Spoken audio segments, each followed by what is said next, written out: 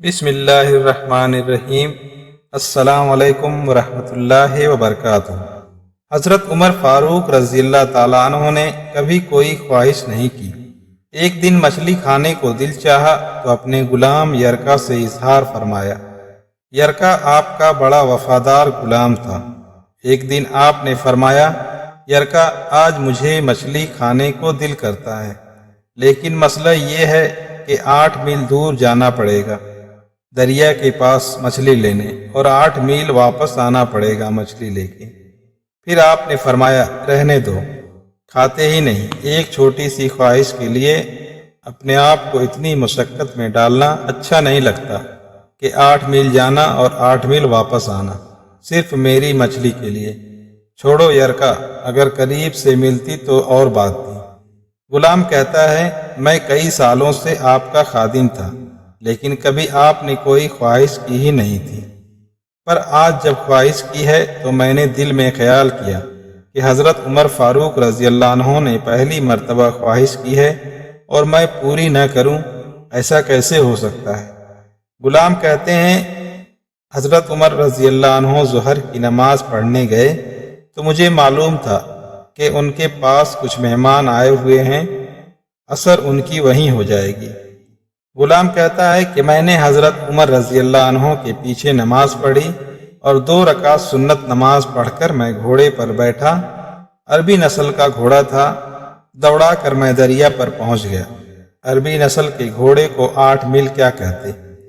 وہاں پہنچ کر میں نے ایک ٹوکرا مچھلی کا خریدا اور حضرت عمر رضی اللہ تعالیٰ عنہ کی عصر کی نماز ہونے سے پہلے میں واپس بھی آ گیا، اور گھوڑے کو میں نے ٹھنڈی چھاؤں میں باندھ دیا تاکہ اس کا جو پسینہ آیا ہوا ہے وہ خشک ہو جائے اور کہیں حضرت عمر فاروق رضی اللہ عنہ دیکھ نہ لے۔ غلام کہتا ہے کہ گھوڑے کا پسینہ تو خشک ہو گیا، پر پسینے کی وجہ سے گرد و غبار گھوڑے پر جم گیا تھا، جو واضح نظر آ رہا تھا کہ گھوڑا کہیں سفر پہ گیا تھا۔ پھر میں نے سوچا کہ حضرت عمر فاروق رضی اللہ عنہ دیکھ نہ لے۔ پھر میں نے جلدی سے گھوڑے کو کنویں پر لے گیا اور اسے جلدی سے غسل کرایا اور اسے لا کر چھاؤں میں باندھ دیا۔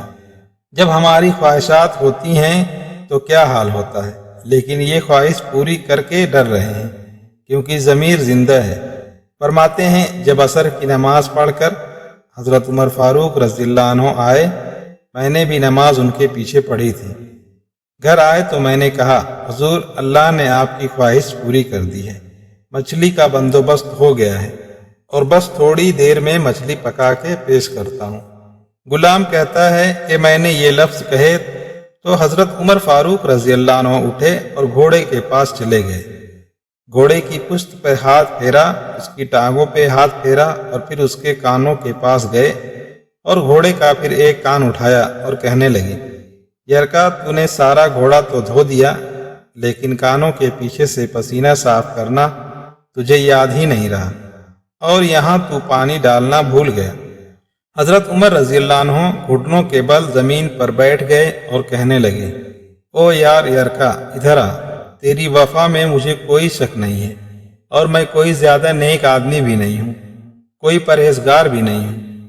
میں تو دعائیں مانگتا ہوں، اے اللہ، میری نیکیاں اور برائیاں برابر کر کے مجھے معاف فرما دے۔ میں نے کوئی زیادہ تقوی اختیار نہیں کیا۔ اور بات کو جاری رکھتے ہوئے فرمانے لگے، یار ایک بات تو بتا، اگر یہ گھوڑا قیامت کے دن اللہ کی بارگاہ میں فریاد کرے کہ یا اللہ، عمر نے مجھے اپنی ایک خواہش پوری کرنے کے لیے 16 میل کا سفر طے کرایا، اے اللہ، میں جانور تھا، بے زبان تھا، 16 میل کا سفر ایک خواہش پوری کرنے کے لیے، تو پھر یرکا تو بتا، میرے جیسا وجود کا کمزور آدمی مالک کے حضور گھوڑے کے سوال کا جواب کیسے دے گا؟ یرکا کہتا ہے، میں اپنے باپ کے فوت ہونے پر اتنا نہیں رویا تھا جتنا آج رویا۔ میں تڑپ اٹھا کہ حضور، یہ والی سوچ، یہاں تو لوگ اپنے ملازم کو نیچا دکھا کر اپنا افسر ہونا ظاہر کرتے ہیں۔